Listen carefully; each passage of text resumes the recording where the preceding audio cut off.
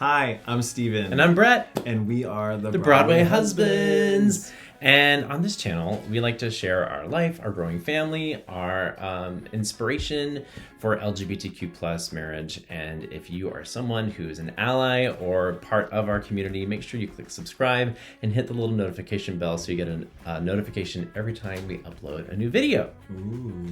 How did we meet, Steven? How did we meet? I can't remember. It feels like it's been 15 years. Well, I mean, wait. So the first time we really met, the first memory that I have, what? Are we being like super honest? Is that what we're being? What do you want the world to know? What do you think's helpful?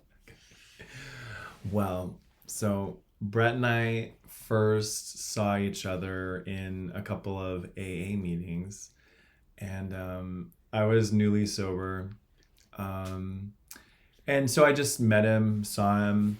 The first time I actually remember like talking to him was he came up to me on the 42nd Street platform and just was being very friendly. He gave me his card. Tell them what you really thought was happening. What do you mean? I mean, I thought he was I thought he was being nice, You tell people you thought I was hitting on you. Well, I mean, he was a little bit, but not like in a bad way, like just being super friendly and also like being helpful because I was newly sober and he was just being nice. Like, honestly, that's what it was. But he did give me his card and he is really cute. So I was like, he was really hot, like really excited. And, but so that was the first time I remember talking to him. And yeah.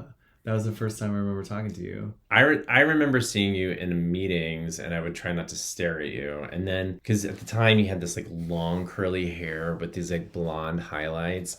And he's, his body is like insane. I mean, take your shirt off. No. Take your shirt off. Needless to say. And I used to be like, oh my God, so gorgeous. Stop looking at him. You're in a meeting. Like, get sober. And then I saw him on the subway and I was like, he was like counting days. I was like, he doesn't probably have any sober friends. And I know like how I felt when I first got sober in my 20s and going to meetings, and there's a lot of older gay men, and you just always feel like people are maybe, and you're just paranoid that like maybe people are hitting on you or being inappropriate. And I just was like, he needs people like his age. Let's be friends. Like, here you go. And I gave him my card. Yeah. So he gave me his card, and that's kind of how like our friendship started. And anytime I would see him, we would talk occasionally. I just realized we're wearing our wedding colors. Oh yeah, we are.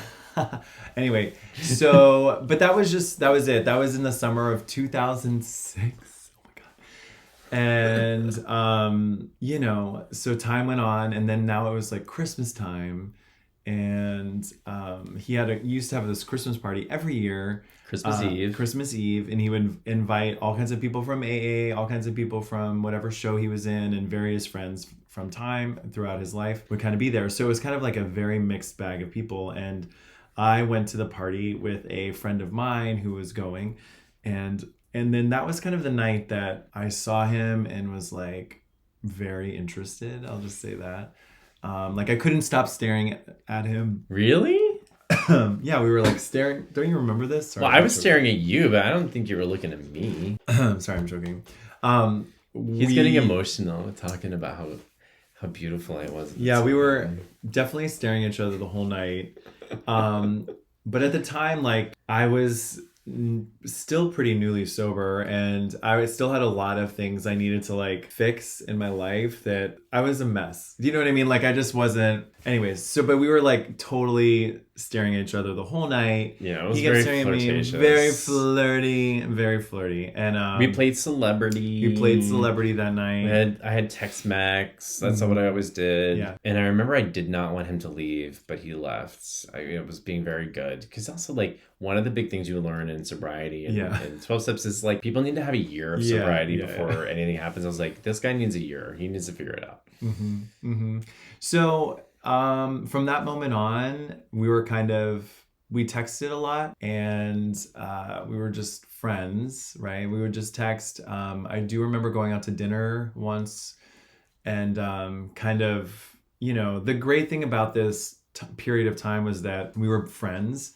And so at least we were being like really honest with each other and telling each other exactly what was going on. And kind of trying to help each other through whatever was happening. So there was no hiding. I wasn't like holding anything back, I was being super honest. And because I just wanted to feel better and like be better. And, and then eventually I was like in this weird relationship still, and I'd finally gotten out of it and like just cleaned up my life a little bit.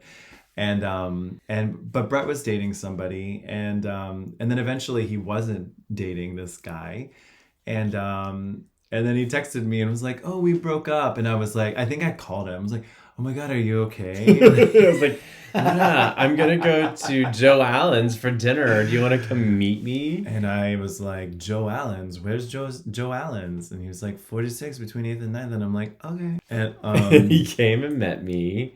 yeah. And our friend Bob Kaleli, very sweet man. And afterwards, I was like, I'm going back to Queens. Queens. That's what I used to call it. Queens. I was like, do you want to come back to my place? Oh my God, our lives are so different now. And he was like, sure. So we took a cab back to my place, and this was the funny thing. Are we gonna tell this story? Yeah. Okay, not all of it, just some of it. So we went into his house, and I was trying to like not presume that anything was gonna happen. So he lived in a single family home in Queens with 2 other people. There was like a big house. So when you walked in, it was a living room and dining room, and then there were stairs to go up to the bedrooms, and he had gone upstairs, and I just sat on his couch in his living room. With no lights on. And he was like, "What are you doing?" And I was like, "Oh, do you want me to come upstairs?" I was like, yes. I don't know what. I was like, you were not sleeping down here. I don't know what I was. I would think I was just. I don't know what I was doing. Anyway, so needless to say, I went upstairs, and sort of the rest is history after that. So that's how we didn't sleep much that night. We didn't sleep much that night.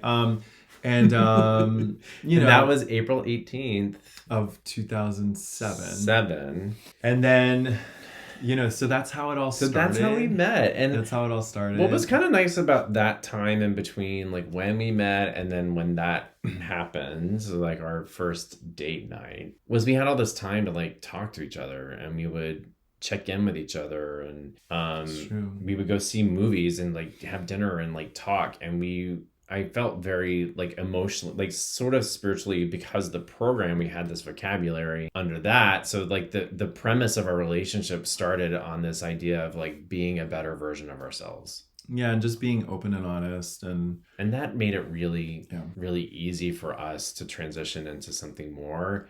But we were young. I mean, I was 26. Same. Mm-hmm. And so like, you're young, and I'd been burned by several relationships in the past, and I'd also had just a lot of like codependency in my whole life, and was very apprehensive about getting in it too quick. I also didn't want to hurt him.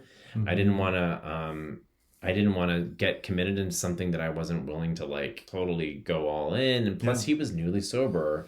So it was all like kind of this delicate a lot of things time. Happening. Yeah, there were a lot of things happening. And he also like is gorgeous. And I remember like my self-esteem on the outside, I can have a very good like external, very confident appearance, but on the inside, I can be very like, I don't see myself the way other people see me. Mm-hmm. And I'm very hard on myself. And I remember just thinking, he's going to find some gorgeous supermodel. Because he's like a supermodel. I was like, he's going to find some gorgeous man who's going to be so much hotter and sexier than me. And this is just like for the time being. Okay.